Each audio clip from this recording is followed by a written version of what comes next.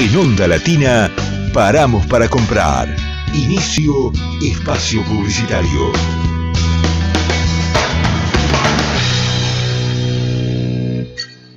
¿Mate y bizcochitos? ¡Listo! ¿Tejo y paletas? ¡Listo! ¿Papá? ¡No está listo! ¿Qué pasó? ¡No le entra la malla! Prepárate para venir a celebrar los 10 años de una playa de 10. A partir del 10 de enero, Buenos Aires Playa.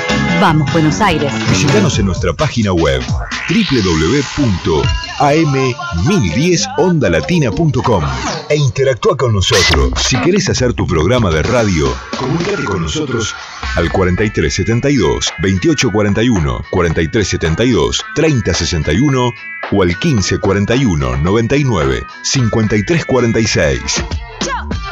Y sé parte de AM1010 Onda Latina.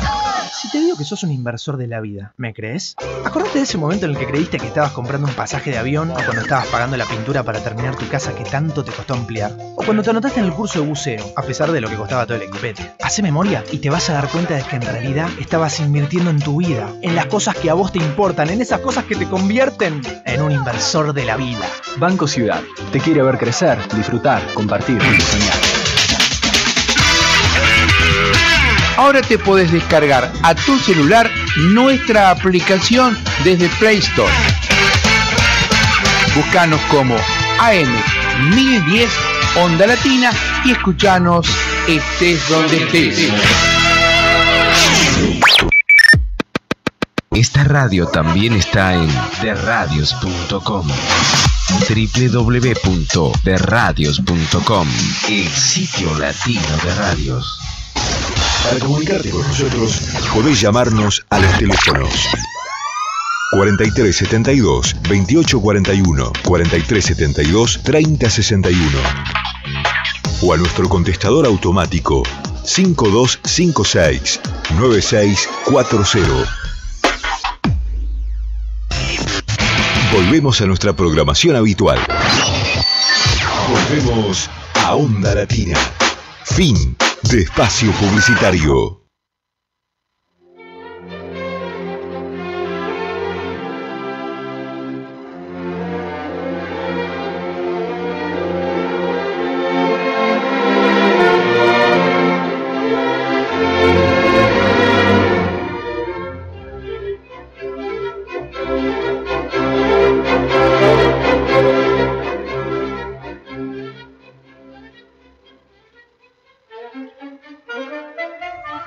Buenas tardes, aquí estamos nuevamente con nuestro programa Una Mirada en el Tiempo. Bueno, desde este año, todos los martes, de 18 a 19, en radio AM1010 Onda Latina, a cargo de Carlos Penza, Zulma Prina y Hugo Brizuela Álamo. Hoy en la conducción lo tenemos a Carlos Penza y a Claudio Rabinovich. ¿Qué tal? Buenas tardes. Hola, ¿qué tal? Hola Marta, ¿todo bien? Sí, siempre por bien. Todo bien. Todo bien. Bueno, empezamos con la efeméride. Empecemos como siempre y porque seguimos adelante. Tenemos invitado hoy. Por suerte. Bueno, el 18 de febrero de 1918 nació Mariano Martínez, quien adoptó luego el apellido Mores, Mariano Mores, que habría cumplido 100 años. Bueno, como todos sabemos, músico, pianista, compositor, director de orquesta, con una obra enorme, tangos que se transformaron en verdaderos himnos. Nació casi al mismo tiempo que el tango canción, que ya unos meses antes Carlos Gardel había estrenado Mi Noche Triste, con letra de Pascual Contursi y música de Samuel Castriota. En 1938 debutó en la comedia musical El Muchacho de la Orquesta, en el Teatro Nacional, al piano, en la orquesta de Francisco Canaro, quien ya era una institución como compositor, director, embajador del tango en París y fundador de Sadaic. Bueno, con él trabajó 10 años, pero siendo muy amigo y admirador de Aníbal Troilo, a quien consideraba su hermano, pedía su opinión en obras nuevas y también le pasaba algunos tangos para estrenar. Como Canaro se enojaba, Mores le decía mentiras piadosas, como que le hacían tocar el tango, le daban whisky, que lo toque de nuevo y terminaban sacándole el tema. Dueño de una inspiración desbordante, se unió a Discépolo para tangos memorables, también con José María Contursi, con Enrique Cadícamo, Cátulo Castillo, Homero Mansi. En 1949 presentó su propia orquesta y ya no se detuvo, siempre con espectáculos masivos. Algunos de sus títulos: Uno, Grisel, En esta tarde gris, Cada vez que me recuerdes, Cuartito azul, Adiós Pampa mía, y tantos otros. Bueno, falleció el 13 de abril de 2016, a los 98 años. Bueno, así recordábamos a Mariano Mores. El inolvidable Mariano Mores. Talentosísimo. Y gran músico. Sí.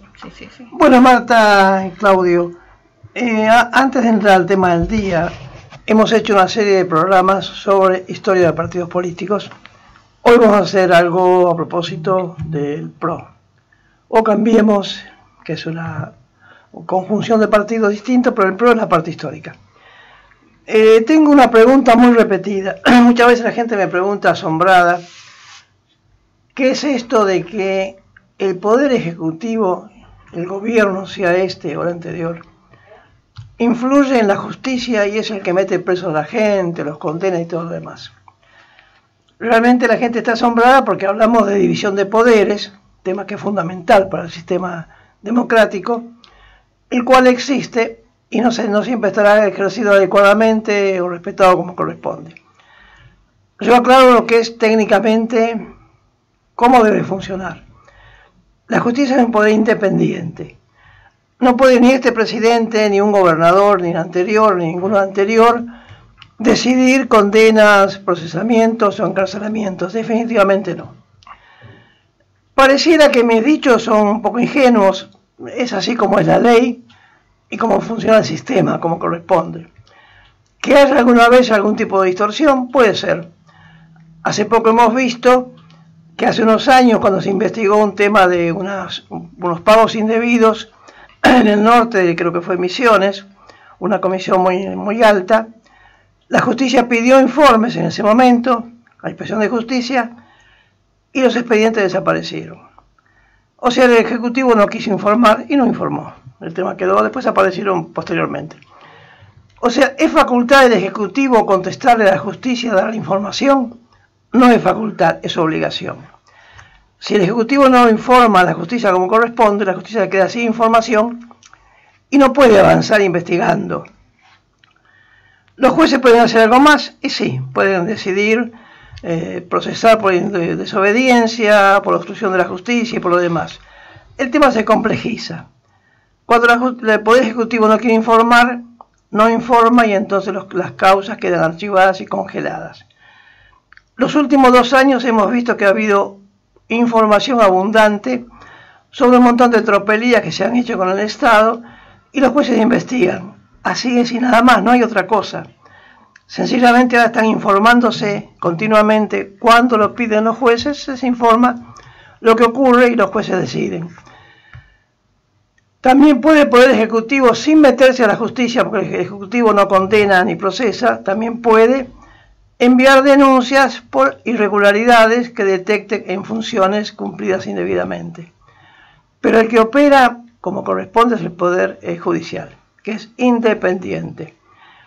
Esto de decir el presidente, el gobernador, condenó, metió preso a otro, es una inexactitud.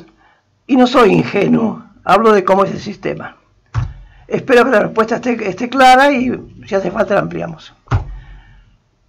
Como dije al principio, Claudio Rabinovich, estamos haciendo una tentativa, ya que no hay campaña electoral hasta dentro de unos días, hablando de cosas históricas.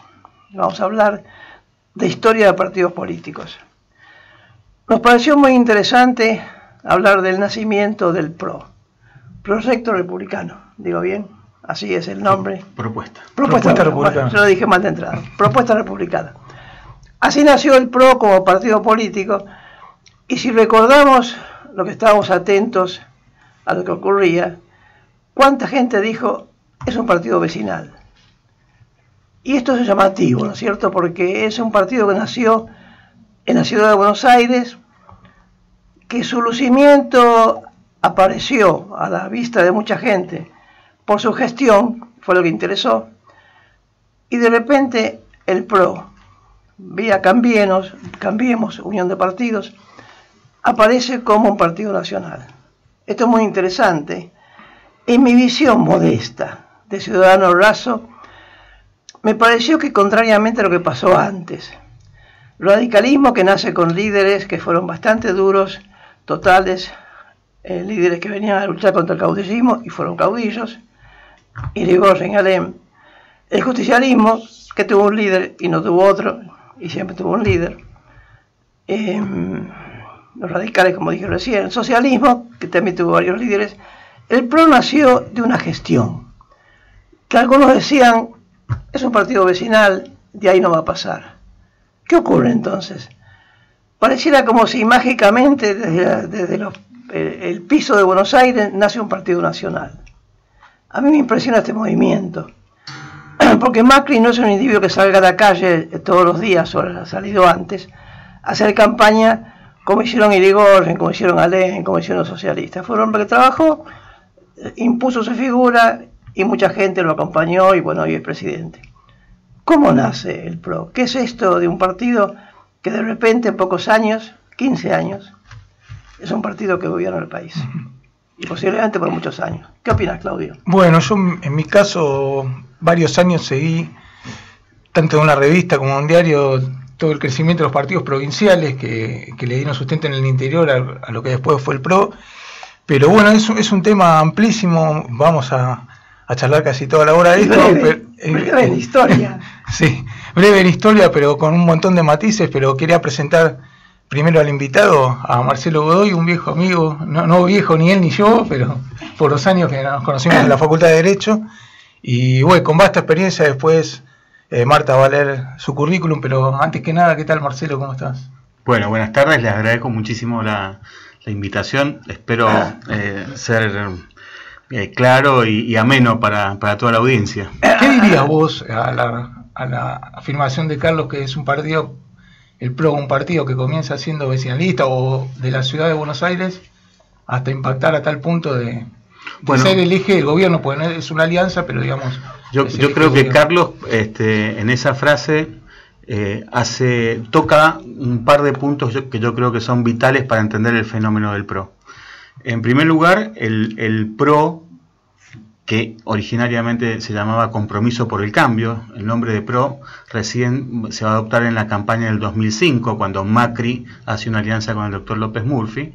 Anteriormente, en la primera elección que se presenta el ingeniero Macri, que pierde con Aníbal Ibarra en el año 2003, se presentó como Compromiso para el Cambio. Y anteriormente, Compromiso para el Cambio fue la denominación política de un grupo que venía trabajando en planes de gobierno, que tuvo como base, como continente, la Fundación Creer y Crecer que había fundado Macri. Bueno, año más o menos podemos saberlo. Sí, Macri comienza, en lo que a mí consta, con su idea de incursionar en la política partidaria con la crisis del año 2001. Y creo que esta crisis del año 2001 explica el surgimiento de dos fuerzas antagónicas. Una es el PRO, o Compromiso por el Cambio, y la otra es el kirchnerismo. El kirchnerismo también es hijo de esa crisis.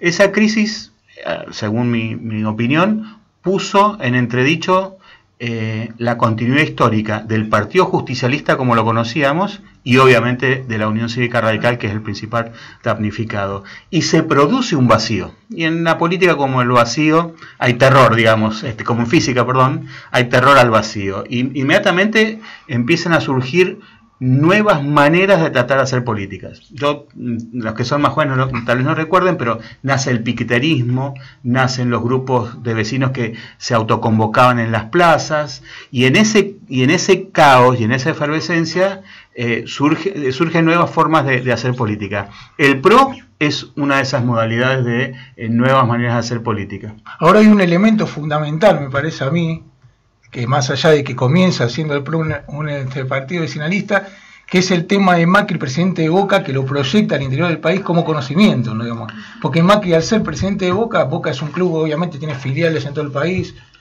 aficionados en todo el país, Eso es un elemento muy importante, me parece, en el comienzo de la construcción. Absolutamente, Claudio. Es decir, el Macri lo que tiene es que cuando él inicia su carrera de política partidaria, es una figura totalmente instalada a nivel nacional y regional en toda Sudamérica, porque él cambió al club Boca Juniors, lo cambió en base a los tremendos éxitos deportivos que tuvo. Ganó copas Libertadores, los campeonatos locales, jugó intercontinentales, y además armó un nuevo esquema de financiamiento donde los dirigentes del club tenían que asumir personalmente los resultados económicos de la institución, y Boca pasó de ser una institución quebrada económicamente y deportivamente a ser un club de estatura mundial, a la altura del Barcelona o de los grandes clubes británicos.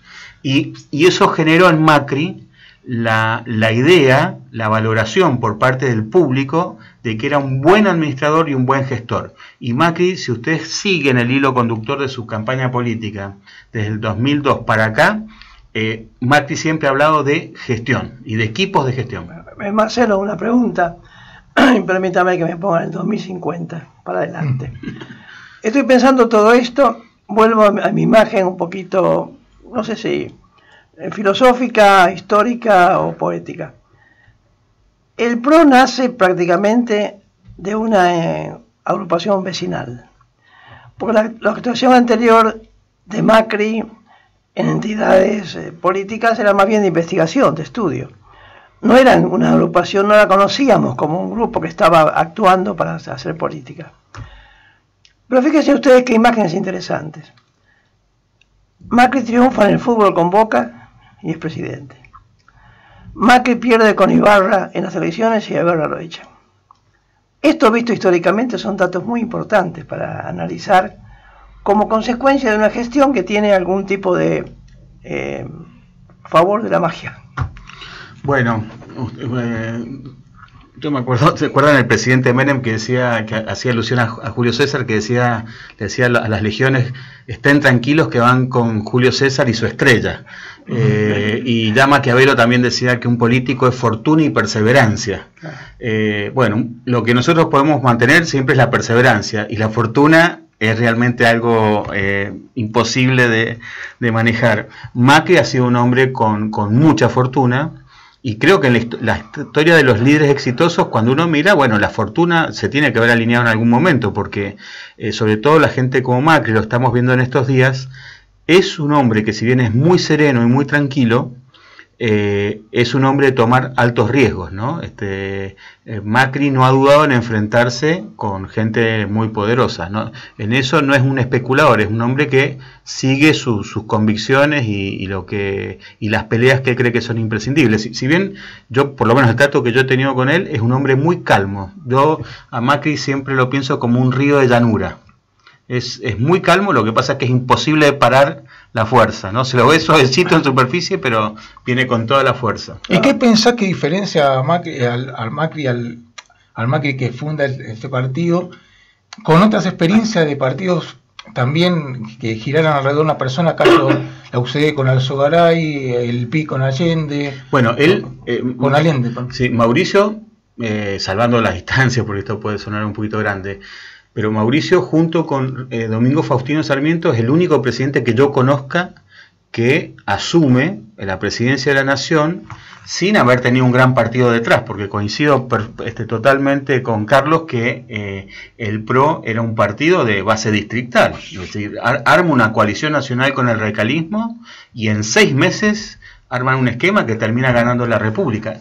Eso es una cosa inédita en la historia argentina. Históricamente es impresionante. Es impresionante. Yo creo que estaba impresionado hasta los propios protagonistas, les haber costado asumir lo vertiginoso que fue el resultado y cómo cambió el panorama político. Ahora es cierto, Macri triunfó en esfuerzos similares, como el caso del doctor Oscar Allende, como el caso del ingeniero Alzogaray, el mismo caso Frondizi con el MIT después que había sido presidente, que no pudieron nunca concretar un proyecto que fuera competitivo para llegar a la presidencia. O Cavallo en su momento también. O Cavallo, o el mismo López Murphy, que en el 2003 sale tercero en la elección a muy poquitos votos de Kirchner. Es decir, podría haber sido presidente López Murphy. Macri, yo, ¿qué diría que bien Macri? Macri tiene una paciencia oriental. Si ustedes lo ven en su carrera, él ha ido paso a paso. Es un hombre que nunca se ha precipitado y esperó su momento. Tiene prácticas orientalistas, ¿no es cierto? Bueno, sí, después empezó con el tema de la meditación. Esos son aspectos privados que yo no conozco tanto, pero sí, él le prestó muchísimo atención a ese tipo de filosofías. Y yo creo que él, yo cuando tenía mucho trato con él tenía una frase que a mí me impactaba mucho, que era, él decía, esto es una locura, hay que huir de esta locura, hay que poner orden. Y yo creo que él, viendo los problemas que había que enfrentar, él buscó una manera de tener un respaldo para tratarlos y no perder la calma y la paciencia y la tranquilidad y la prudencia. En el trato que yo tuve con él, yo lo vi siempre un hombre muy prudente, muy paciente y un hombre que escuchaba el triple de lo que hablaba. En un momento también, perdón, él desmonta la imagen de candidato de centro derecha cuando él se muestra semejante en la campaña al Frente Amplio Uruguayo o a la Concertación Chilena, con lo cual él rompe la idea de un presidente muy volcado a la centro derecha, ¿no? Bueno, el PRO es una amalgama de gente del más diverso origen. Es como una carabela de Colón. Es decir, si ustedes ven quiénes eran los integrantes, venían de las más diversas fuentes y orientaciones. Cuando se formó Compromiso para el Cambio, que después va a ser el PRO, había gente que venía de los partidos conservadores y liberales tradicionales, gente del radicalismo y gente del peronismo que no comulgaba con Kirchner. Y muchísimos independientes. Y entre los dirigentes que yo diría que hoy podemos decir son los dirigentes emblemáticos del PRO, es decir, la gente que salió de la cantera del PRO, que a mi manera de ver son Horacio Rodríguez Larreta, Marcos Peña, Gabriela Michetti, María Eugenia Vidal, era toda gente que estaba ingresando a la política por primera vez y no eran militantes con una mochila atrás que los atara, así que siempre tuvieron una visión muy contemporánea, muy pragmática, y los valores a los que están atados tienen más que ver con las grandes ideas políticas que con las rencillas políticas partidistas de los últimos 30, 40 años. Por eso fíjense que el PRO trota liviano. Las ideas, si ustedes le abren la mochila a la gente que está en el PRO, van a ver más ideas de gestión, más ideas de políticas públicas que ideas vinculadas a la política de pelea. No hay preconceptos vacíos. No. Yo no escuché nunca a Macri tomar una tribuna y hacer propuestas grandilocuentes. No. Vamos a la felicidad de todos los argentinos y levantar los brazos. Sí. Nunca lo escuché. No, es un discurso medio inédito, ¿no? El discurso de un ingeniero. Yo, como soy mendocino, tengo una idea. Nosotros en Mendoza tuvimos un gobernador que se llamó ingeniero Gabrieli, y que fue 3 veces gobernador, y bueno, la verdad, un ingeniero se expresa y mira la realidad distinta que un abogado. Yo soy abogado, así que siempre me llamó la atención como él, la mirada que él tiene en la realidad. Y tiene también, como les dije, unas mentes muy frescas, ¿no? Rodríguez Larreta, Marcos Peña, Gabriela Michetti, obviamente María Eugenia Vidal, que a mí, además, ¿saben qué me impresiona? Que en el año 2002-2003 ya Macri tenía identificado a esa gente entre cientos de jóvenes como los referentes. Venía trabajando de antes, armando un equipo. Yo siempre lo escuché. Eso del equipo. En todas las reuniones, distinguirla a María Eugenia, a Gabriela, a Horacio. Horacio era el que venía con más experiencia, obviamente. Y Marcos era muy jovencito. Muy joven.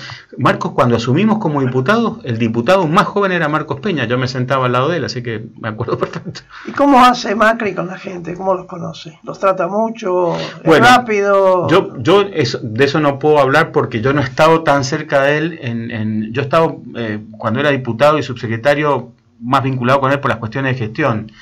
Pero él por las opiniones y experiencias que yo he recabado de otra gente, Mauricio empieza conociendo a la gente para este tipo de proyectos, hablando de cosas concretas. Y constantemente está viendo los planes que le traen y las ideas que les traen.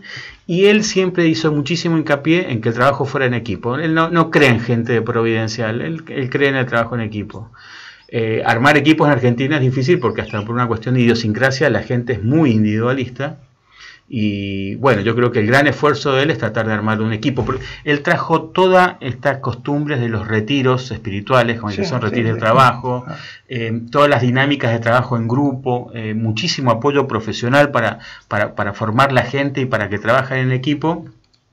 Y creo que él está instaurando en eso una cultura nueva, ¿no? De trabajar. Este es un gobierno que no es producto de internas previas para alcanzar el poder. El problema que tuvo el radicalismo, por ejemplo, en el gobierno de Doctor de la Rúa, es que muchas áreas se entregaban a líneas internas para lograr equilibrios dentro del partido. Macri no tiene esa limitación. Es decir, el equipo, para bien y para mal, con sus aciertos y sus errores, pero está pensado en función de la gestión. Ahora el de Cambiemos es un gobierno donde el PRO claramente creo que es la fuerza que tiene una supremacía evidente, ¿no?, sobre los otros dos aliados. Bueno, pero yo te diría, Claudio, que eso es muy interesante. Yo creo que vos estás tocando ahora el tema, estábamos hablando de historia, pero ese es el tema más actual. Porque obviamente en el radicalismo hay cierto malestar y la coalición cívica, a través de Lita Carrió, también tiene una relación muy especial. Pero yo les diría que son los ruidos productos del crecimiento, pero también hay una cosa que hay que aceptar, que son tres grupos con una cultura y una historia muy, muy diferente. El radicalismo es el partido nacional más antiguo del país. Entonces trae toda una tradición, el peso de la tradición en el radicalismo es determinante. El PRO no tiene una tradición, para bien y para mal, no tiene una tradición. Y la coalición cívica, si bien es un partido tan nuevo como el PRO, lo que tiene la coalición cívica es que su principal dirigente y algunos dirigentes importantes que rodean a Carrió sí traen la escuela de los partidos tradicionales. Lilita Carrió llega a la política a través de la Unión Cívica Radical. Por lo tanto, ahí en esta mezcla de culturas, bueno, se está buscando la manera de convivir y la manera de llegar a acuerdos. Y además, recuerda esto, Cambiemos una alianza. Es decir, que nadie renuncia a su identidad en una alianza. Incluso el PRO en sus comienzos tiene, si yo no me equivoco, una cercanía, yo creo, bastante mayor al justicialismo que radicalismo. En el PRO, el nacimiento del PRO, en el PRO hay importantísimos dirigentes de origen justicialista. Les digo así los primeros que se me ocurren porque son los que yo traté. Cristian Ritondo era un importante dirigente del peronismo antes de ingresar al PRO, lo mismo que Diego Santilli.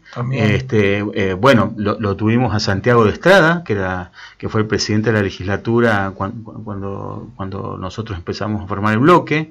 No, hemos tenido dirigentes muy importantes de justicialismo. Sí, yo creo que a mí me da la sensación que mucha gente de justicialismo de capital vio en Macri un referente para enfrentarlo a Ibarra.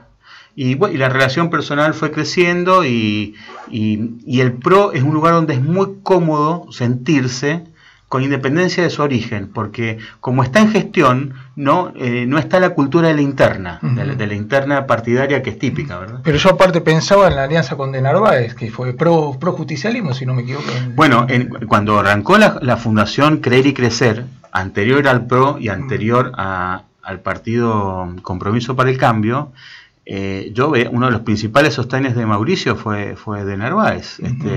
Muchas de las reuniones se hacían en la fundación que tenía ahí De Narváez en Las Cañitas, y yo me acuerdo de haberlo visto a Narváez y a Mauricio en muchísimos actos juntos en el año 2002. Es decir, realmente eran un equipo, tenían una idea muy parecida. Las diferencias venían muy después. Y Marcelo, ¿cómo ves, para entrar en algo picante, eso que dice Jorge Asís cuando habla del ángel exterminador, en el sentido que López Murphy, De Narváez, entre otros aliados, van quedando en el camino? Sovich, que mi opinión, ¿no? Mi opinión. Sí. Yo recién les decía que lo que yo vi siempre en Macri es que es un hombre muy sereno con mucha paciencia. Yo creo que Macri llegó porque se dio cuenta que esta carrera era una maratón. Y hay otros que creen que son 100 metros. Y si es una maratón, si uno corre como si fueran 100 metros, el problema lo tiene uno, no el otro que llega. Creo que sí, es simplemente eso. Yo les digo sinceramente, yo no creo que Macri haya buscado la presidencia como objetivo determinante y único. Yo creo sí que él buscó ser jefe de gobierno y llegó en un momento en que, bueno, él fue el candidato porque no quedaba otro candidato y por supuesto es una persona que se tiene fe, ¿no? Se ve capaz. Piensen esto, a ver, es un presidente que tuvo 8 años de jefe de gobierno del segundo distrito del país, ¿verdad? Y creo que la gente valoró mucho la gestión que hizo en la ciudad de Buenos Aires. Ahora cuando López Murphy se acerca de alguna manera hay como un viraje ideológico, ¿no? En el sentido que hasta Macri, vos fíjate que ¿cómo te puedo decir? Conserva algunas políticas del kirchnerismo en cuanto a los subsidios, bueno, a los sectores más desprotegidos, algunas cosas conserva, y quizás López Murphy representaba ya una figura más asociada al ajuste, ¿no? Bueno, ahí yo creo que yo no soy un especialista en temas de acción social. Seguramente con esto que hablaría con más propiedad esto es Horacio Rodríguez Larreta, que es un especialista en temas, Carolina Stanley, ellos han estado más vinculados a esos temas, pero ahí hay un poquito de falsificación histórica sin querer pelearme con los kirchneristas, porque gran parte de lo que los kirchneristas reclaman como una invención de ellos, una novedad de ellos cuando llegan al gobierno, ya lo había tomado Duhalde.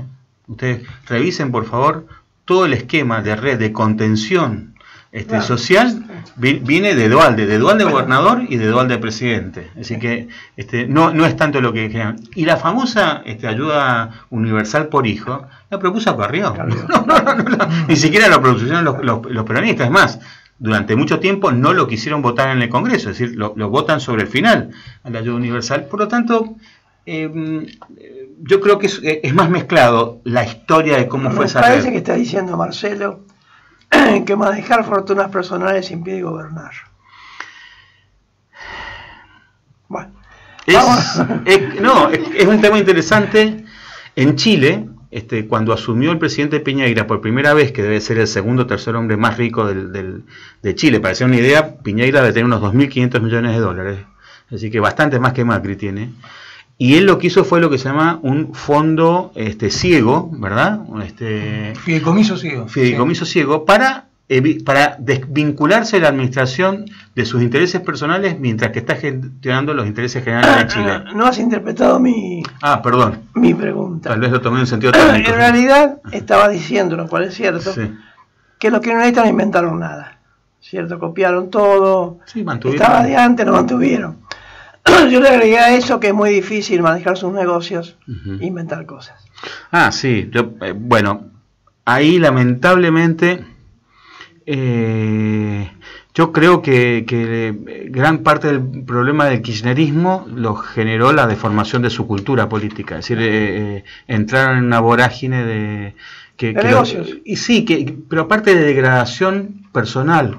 Yo creo que uno a la mañana frente al espejo, es decir, los varones que nos afeitamos, y cómo se sostiene uno durante 30 segundos. Y hay otra cosa que a mí me impresiona mucho, que no es pensar en los hijos, ¿no? La verdad, por supuesto no son todos, yo conocí kirchneristas muy honestos, pero como movimiento político realmente se autodestruyeron.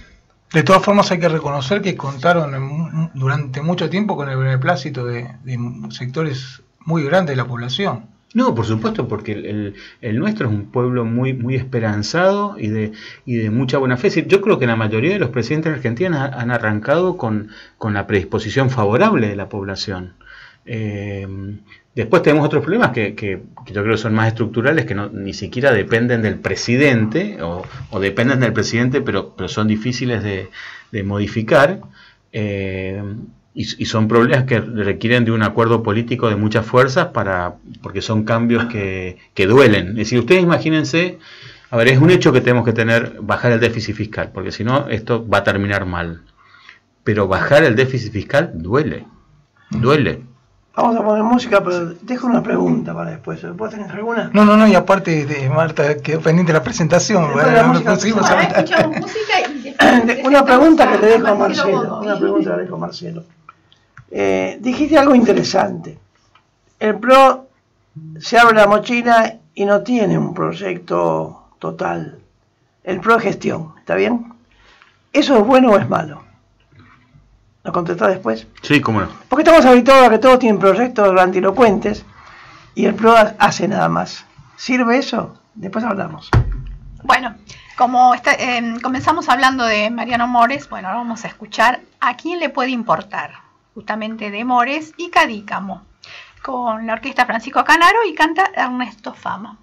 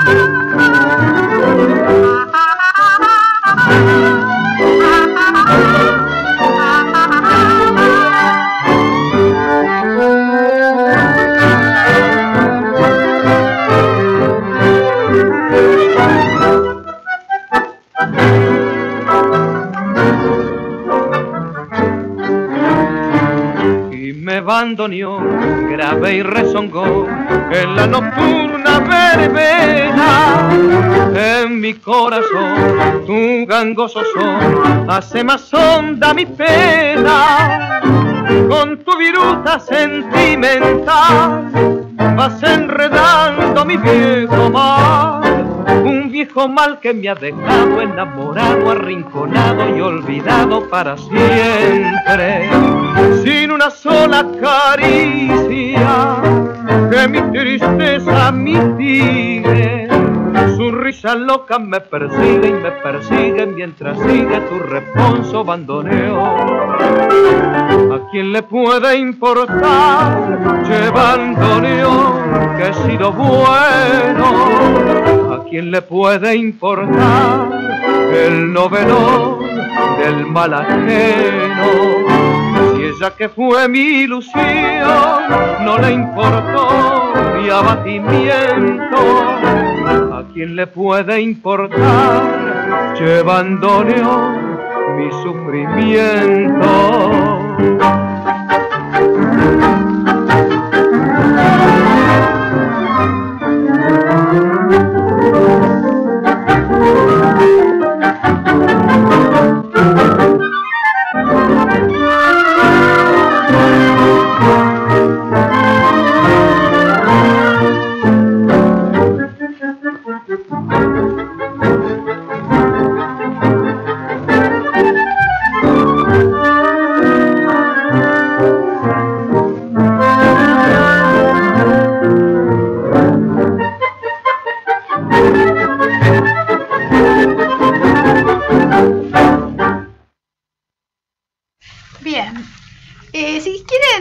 Programas anteriores de Una Mirada en el Tiempo pueden hacerlo ingresando a www.enciclopediaradial.blogspot.com.ar.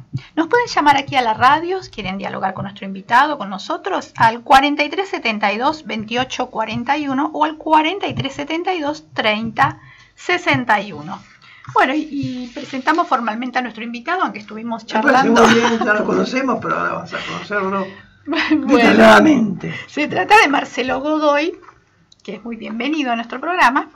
Es abogado, docente universitario, vicepresidente de la compañía Fondos Comunes de Inversión del Grupo Bacro. Fue diputado por la ciudad desde el 2003 al 2009 por el PRO. Subsecretario de Gobierno del 2010 al 2012.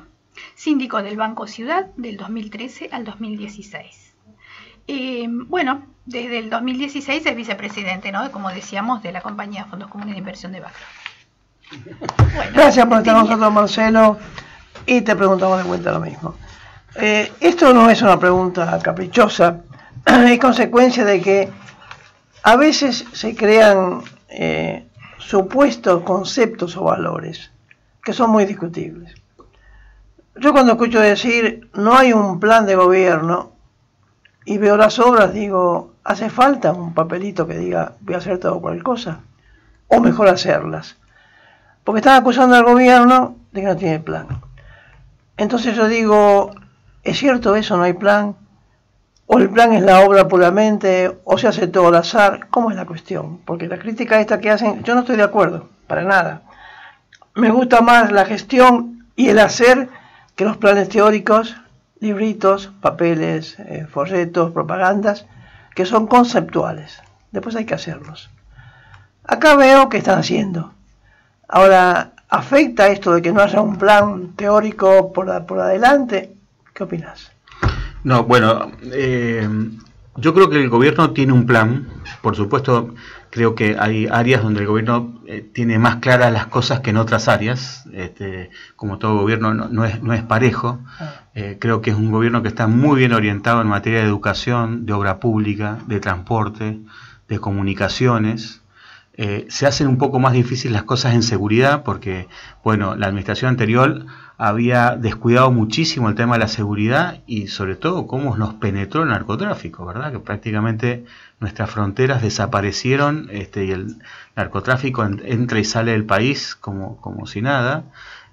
Tuvimos casos emblemáticos como Rosario, que prácticamente en un momento estaba tomada la ciudad por estas bandas. Y seguramente uno puede decir que bueno, para un futuro quedarán áreas que hoy no pueden ser prioritarias por la escasez de recursos, que bueno, como defensa, por ejemplo, por decir un caso, ¿verdad? Sí. Donde es obvio que el gobierno recibe los equipos militares en un estado de mantenimiento que no es el ideal, con muy bajos salarios por parte de los cuadros, los oficiales y suboficiales, así que bueno, eso son cosas que seguramente quedarán para una segunda parte de la gestión. Ahora, es claramente un gobierno con un plan político, con una visión política y con una idea de la Argentina. Se nota, yo lo noto mucho cuando Macri sale, y creo que es el mejor ejecutor de la política exterior. Tenemos un presidente que en el ámbito internacional se desempeña con mucha soltura. Ahí uno ve una visión de la Argentina, creo que tampoco no es que sea ninguna invención o novedad. Es decir, yo creo que Macri quiere volver a poner a Argentina en la tradición de ser un referente en América del Sur, como lo fue, y en América Latina en general, y un país confiable para los grandes países, ¿sí? Porque está claro que un país como el nuestro necesita muchísimos capitales. Y para que vengan los capitales que nos van a permitir generar trabajo, que es la gran preocupación que tiene Macri, generar trabajo genuino y bien pago, para eso necesitamos, no nos alcanza con nuestro ahorro interno, que es bajo, necesitamos que vengan capitales. Pero además el capital, aparte del hecho de venir y el impacto que tiene el capital que permite financiar la economía, está el hecho que refleja lo que piensan los empresarios y los gobiernos del exterior. Es decir, es una serie de señales que a uno le indica si uno va bien o mal. Y creo que en eso es muy clara que Macri en esto tiene una visión. Ahora, ¿cuánto influye la visión que pueda tener Macri o los dirigentes del PRO? Bueno, yo no digo, tiene influencia porque están en el poder, pero lo más importante es ¿cuál va a ser la respuesta de los políticos que están afuera del PRO? Porque lo que necesitamos es continuidad. Y es bueno que en algún momento al PRO también lo suceda un color político distinto. Bueno, ¿cuánto vamos a cambiar? ¿Qué vamos a mantener? Los grandes países son grandes por lo que mantienen, por la coherencia. Creo ahora, que en eso va a buscar Macri. Y ahora de cara al futuro, vos ves que, porque hay una polémica en ciernes en este momento, este año va a ser un año bastante duro, uno se levantó ayer, por ejemplo, un aumento de tarifas en casi todos los servicios. ¿Vos pensás que Cambiemos como coalición va a trascender a esta gestión de Macri o es una coalición que fue pragmática para ganar el kirchnerismo? Yo creo que mira, esa pregunta es extraordinaria. Esta es una coalición que se mantiene porque fue un gran éxito electoral. No es una coalición que yo haya visto que surgió de que se reunieron para discutir una mirada en común. Los temas de fondo. Como diría Borges, nos unió a todos más el espanto que el amor, ¿verdad? Eso tiene Claudio. Eso se tiene Claudio Reyes. Muy bien, por lo que habíamos vivido, ¿verdad? Es decir, nadie quería ser Venezuela y teníamos razón, tuvimos razón. Ahora, creo que cuando este año, que va a ser muy duro, va a poner a prueba la calidad de esta alianza, ¿no? En realidad, como todo en la vida, vos a los amigos, a los socios, a los familiares, los ves en las malas, en las buenas, ¿no? Así que yo creo que ese interrogante lo va a contestar el tiempo, como muy bien dice, vamos a poder mirar en este tiempo que acaba de comenzar del año 2018 y ver esa prueba. Yo creo que esa va a ser una prueba fundamental. Porque también es como que se agota el discurso antikirchnerista, digamos, en cuanto a la referencia a la gestión anterior. Lo peor que le puede pasar a Cambiemos para el futuro es que el argumento sea vótennos para que no vuelva el kirchnerismo. Es decir, hay que ganar la elección diciendo, mire, vótennos porque lo que hicimos y lo que viene es mejor. Sin duda, además yo estoy seguro que así piensan el 90% de los dirigentes del PRO. Lo que pasa es que el kirchnerismo y una izquierda muy rara que hay en Argentina se empeñan en tener políticas antidemocráticas. Es decir, lo que se hizo en el Congreso, cuando desarman la plaza del Congreso y generaron como 3 o 4 toneladas de piedra, después se contabilizó eso, y atacan a la policía como la atacaron, en un ataque que implicaba poner en riesgo la vida de la policía. Es decir, no mataron gente de casualidad. Y si esa policía se hubiera replegado, ¿usted se lo imagina entrando al recinto? ¿Qué hubiera sido eso? Entonces, el problema que tenemos es que hay un grupo importante de la política que no hace... Bueno, son 20% aproximadamente, que no están aceptando las reglas democráticas, y están cayendo en el ridículo, ¿verdad? Porque el discurso que tienen de que este gobierno no es democrático y no es republicano es francamente ridículo. Ahora, paradójicamente, igual es como que al ser tan extrema la oposición lo unifica al gobierno, que si no tal vez aparecerían fisuras, por ejemplo con la política de Patricia Bullrich. O sea, hay algunos sectores dentro de la coalición que la cuestionan. Yo veo que hay una amalgama que no está viendo el kirchnerismo, parece la izquierda, es que lo que sí está muy unido es el voto que tiene Cambiemos. Este es un movimiento político donde la distancia entre el dirigente y la gente que vota es muy cortita. Porque acá no hay una gran jerarquía, una gran pirámide de los típicos partidos con, no voy a decir autoritarios, pero que están muy claros que bajaban línea, y que la famosa frase, me bajaron línea. Este es un gobierno que es mucho más horizontal, y yo lo vi en la manifestación de abril del año pasado, cuando la gente percibió que el gobierno estaba en peligro por el acto que hizo Moyano, justo, y vio ese ejercicio de barbarie. La gente se autoconvocó. Es más, a mí me consta que el gobierno no quería la convocatoria porque tenía miedo que no fuera mucha gente, y fue una autoconvocatoria como las grandes que hubo en la época del kirchnerismo, donde salieron cientos de miles de personas en todo el país, y uno ahí ve que el votante se pone delante del gobierno. Es decir, no le dice, ingeniero Macri, conduzcas, no le dice, mire, esta es nuestra voluntad y cumpla con este mandato político. Yo pocas veces vi en la calle tan clara la actitud de la gente del protagonismo popular. Espontáneo. Exactamente, queremos esto. El mandato era muy claro, es decir, instauren una república, instauren una democracia y tengamos una economía que sea viable. Yo lo veo muy claro eso. Estoy escuchando a Claudio. No, quería una cuestión un poco volviendo a la esencia del programa, que era el tema de los partidos políticos. ¿El PRO cómo funciona actualmente como partido político? Porque cuando un partido político está en el gobierno, o las figuras de ese partido están en el gobierno, se desactiva. ¿Cómo es? Por ejemplo, alguien que quiere ingresar al PRO, un muchacho, un militante universitario, como fuimos nosotros. Bueno, esto que yo decía es una opinión muy personal, muy personal. Yo creo que el PRO, a diferencia del radicalismo, que tiene una vida interna que es independiente de lo que hagan en el gobierno, cómo les va, es como si fuera una cultura en sí misma. y donde los cargos partidarios provocan grandes movimientos políticos y muchísima energía y tiempo. El PRO yo lo veo más como un partido que está enfocado en sostener una estructura jurídica y política mínima para poder operar en las elecciones. Una vez que operan en las elecciones, yo veo que hay como una especie de retraimiento, hay un gran esfuerzo en la gestión, pero es un retraimiento que no implica que esté adormecido, porque fíjense que todo ese equipo político sale a hacer lo que es el timbreo, que es una actividad muy concreta todo el año, de ir a auscultar, claro, y sobre todo Macri y María Eugenia Vidal y Horacio Rodríguez Larreta pusieron siempre muchísimo énfasis en hacerlo fuera de la época electoral, es decir, ir y escuchar al vecino. Y ojo que ahí hay muchísimo reclamo, inclusive la gente que a uno lo vota, que dice, mire, por favor, hagan esto más rápido, por favor, yo me he quejado y no me ha llegado una solución. Ahora, en general hay un clima de apoyo, pero digamos, es una militancia política que está muy vinculada a la gestión. Es decir, se lo va a ver al vecino a preguntarle cómo están las cosas, si la gestión llega o no. Y en esto yo creo que hay una cosa muy importante que va a tener muchísimo impacto en este año y el que viene desde el punto de vista de la gestión. Va a ser un año de cloacas, luz, pavimento, agua potable. ¿Saben qué es eso? Es el Estado. Porque donde no llega la luz, el agua, las comunicaciones y el pavimento, no entra el Estado.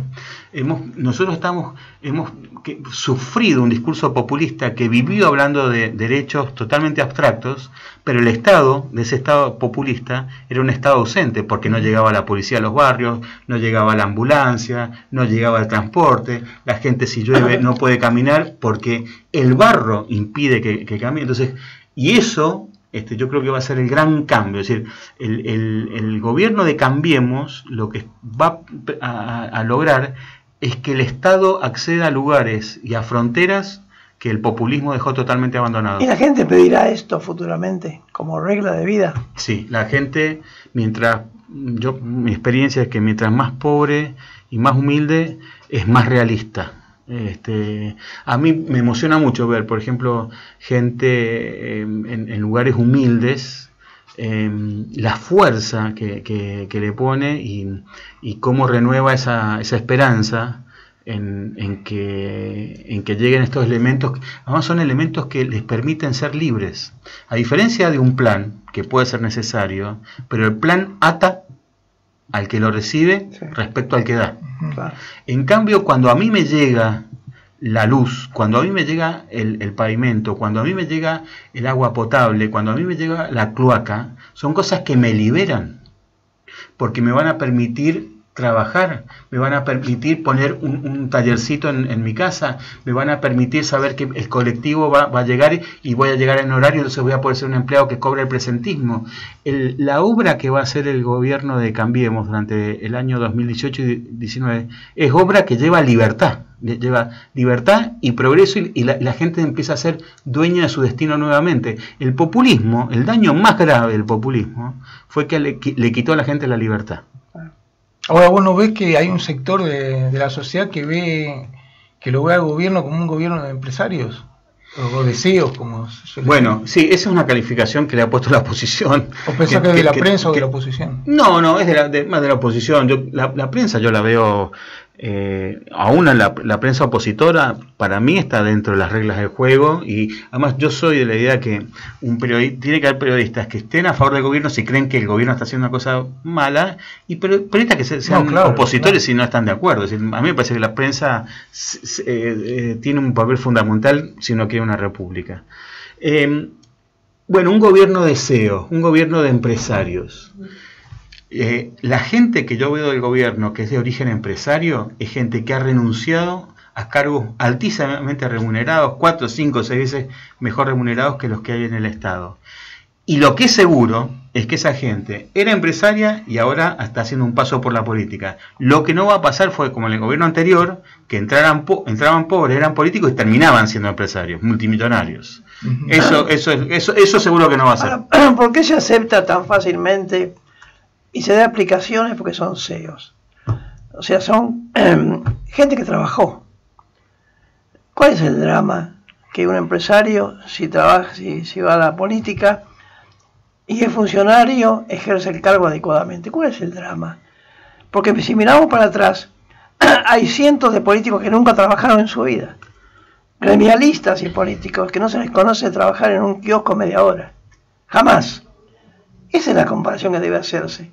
Esto de decir CEOs como si fuera una crítica, sin saber mucha gente qué significa el inglés CEO, ¿no es cierto? Por supuesto. Olvidemos eso. Por supuesto. Pero de todos modos, me parece que es una calificación que no merece respuesta. No, el término adecuado es que son ejecutivos. Gente que trabajó. Y ejecutivos, exactamente, es alguien que ejecuta. Gente que trabajó. Y están llevando nuevas prácticas, nuevas técnicas, son gente que ha triunfado en sus actividades y que son una bocanada de aire fresco en la gestión política. Además hay gente que cuando termine el gobierno va a volver a su actividad privada, como pasa en Francia, en Alemania, en Estados Unidos. Y no con los políticos tradicionales. No, por supuesto. Bueno, eso es fundamental destacarlo. Es un tema fundamental. Y vos como... Bueno, no queda poco tiempo de una pregunta breve. Sí. De todo lo que dijiste muy interesante, me preocupa esto. Habla de Macri, ¿cierto? Y yo digo, entonces, ¿el PRO no existe? ¿El PRO es Macri o el PRO queda aún sin Macri? Bueno, Carlos, el general Perón decía que la organización vence al tiempo. Eso es fundamental. Claro, es decir, que el PRO, esa pregunta tiene la siguiente respuesta. Si el PRO logra una organización pensando en que Macri se va a ir. Macri a mí en una reunión hace muchísimos años me dijo, yo le voy a dedicar 15 años a la política y después voy a volver a mi vida particular. Ya lo dijo hace poco. Bueno, no le va a alcanzar porque los 15 se le van a cumplir en la mitad del siguiente mandato, pero no van a ser 15, van a ser 18. Por lo tanto, creo que el gran desafío del PRO va a ser darse una organización después que Macri. Pero tiene tres figuras muy importantes hoy, o cuatro, que son María Eugenia Vidal, Marcos Peña, Horacio Rodríguez Larreta y Gabriela Michetti. Es decir, es gente que ha probado que tiene un gran ascendiente sobre el electorado, ¿no? Esperemos que sea así, porque hace falta un partido. Rogelio Frigerio también que se destaca muchísimo. Nos vamos, Claudio, tu último. No, una última pregunta. ¿Cómo ves la crítica desde el sector liberal, o como se dice, derecha, en el sentido que sigue siendo un país bastante burocrático, cerrado, que no hay, que el déficit fiscal sigue siendo muy alto y que en fin, que hay... Yo como tengo ideas políticas parecidas, es decir, para mí, yo comparto, que si uno lo compara la gestión con un ideal, uno dice, bueno, no hemos logrado acercarnos al ideal, que sería un país abierto, una economía abierta, un gobierno con un gasto que está en equilibrio. Pero el tema es ¿cómo llegamos ahí? Yo creo que Macri ha optado por el gradualismo porque cree que es lo único que políticamente es posible. ¿Cuál sería? Como dije yo recién, sin duda que hay que atacar el déficit fiscal, pero cada vez que se toca un peso, duele muchísimo. Hay que gritar. Bueno, estamos yéndonos. Llegó la hora. Marcelo Godoy, muchas gracias, estuvo muy interesante y seguramente seguiremos. Bueno, para mí ha sido un placer, así que cuando me necesiten, cuentan conmigo. El tema muy interesante. Bueno, agradecemos a Marcelo Godoy y a nuestra audiencia que nos estuvo escuchando. Y volvemos el martes, como siempre, de 18 a 19. Esto fue Una Mirada en el Tiempo por AM 1010 Radio Onda Latina. Hasta el martes. Adiós, gracias. Desde la Ciudad Autónoma de Buenos Aires.